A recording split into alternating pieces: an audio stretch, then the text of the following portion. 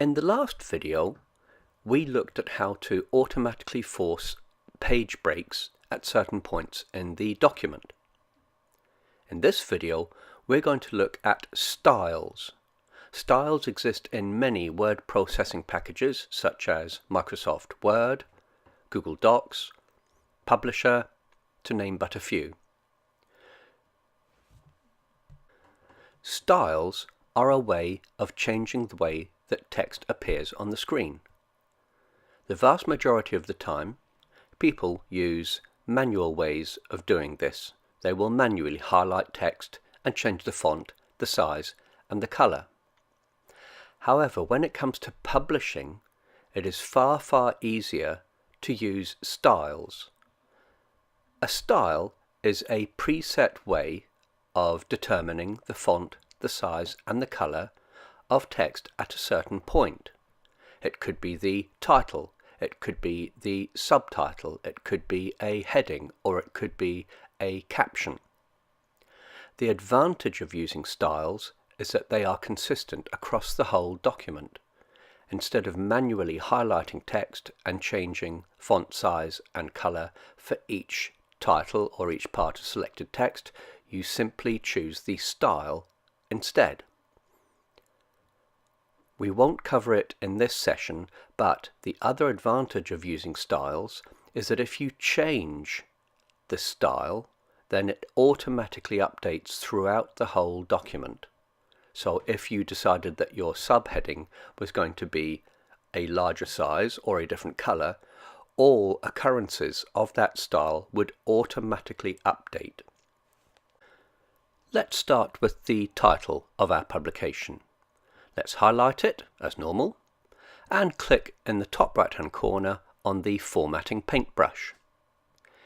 This is how you can change the font, size and color, but have a look below and you'll see an extra section called Paragraph Style. In here are the preset formats for specific parts of text.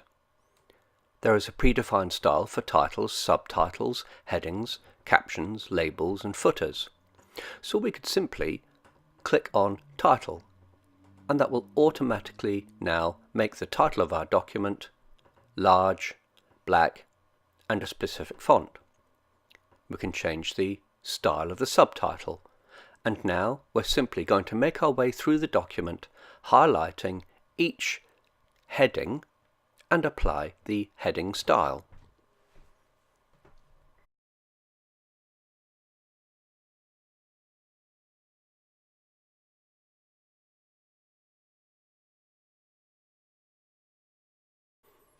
In this part of the document, we have imported an image from the internet that is copyright free, but in line with good practice, let's credit the source and subsequently apply the caption style.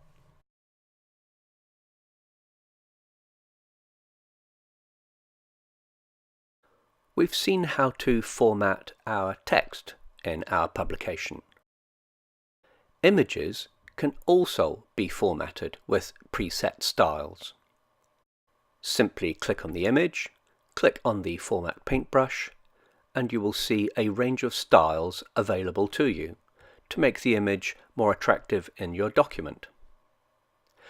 There is also the option to arrange the image at a specific point in your document. In here we have the wrap option, which determines how text flows around an image. I'm sure we all have varying memories of the first time we clicked on an image in Word and clicked on the doggy to make sure that the text on our page flowed around the image, or the way we saw it at the time, to make sure that the image appeared in the text where we wanted. This is a very important point when we're considering publishing. The image determines how the text behaves in a document. With this particular image, we always want it to appear at a specific point in text. So let's choose In Line with Text, and now we can move the image where we want it to be.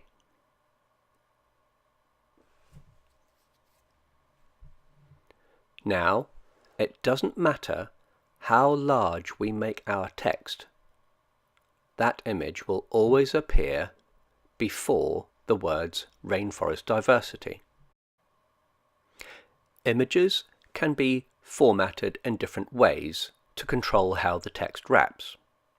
For example, you might have an image and you don't ever want text to appear to the left or right of it, in which case you could click on the image and select above and below.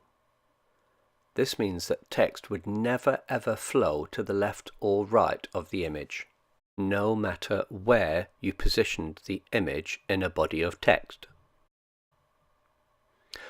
All of this takes a little bit of getting used to, so you may want to have a look online for websites that explain about text wrapping, or have a look at some really good videos on YouTube about text wrapping.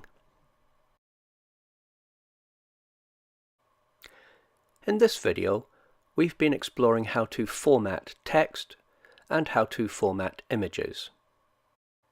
When you're ready, click on the next video in the series where we will be exporting our book from Pages in different formats and start to explore the interactive features that are now available.